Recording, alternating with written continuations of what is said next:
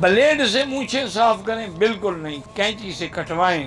حضور کا حکم ہے اعف اللحا وقص الشوارب، داڑھی بڑھاؤ اور مونچھیں کٹاؤ۔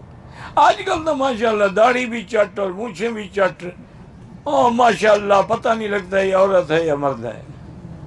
نہیں، تمہارے ملک میں عورت کی داڑھی ہوتی ہے؟ یہ جو داڑھی منڈاتے ہیں یہ عورتوں میں شامل ہونا چاہتے ہیں یا مردوں میں؟ حالانکہ مرد کی علامت ہی داڑھی ہے۔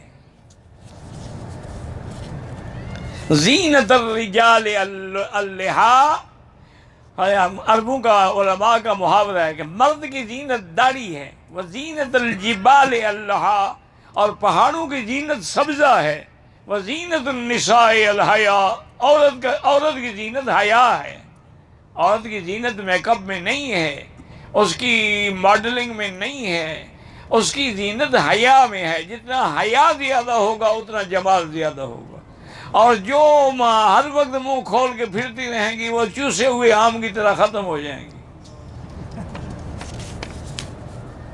ان کا نور ہی نہیں رہتا، اس کے تر و تازگی بھی نہیں رہتی چہرے کے اندر۔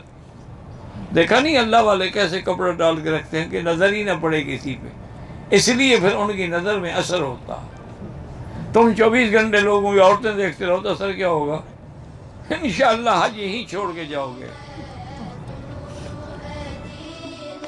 من مكة حبيبي نور سطع المدينة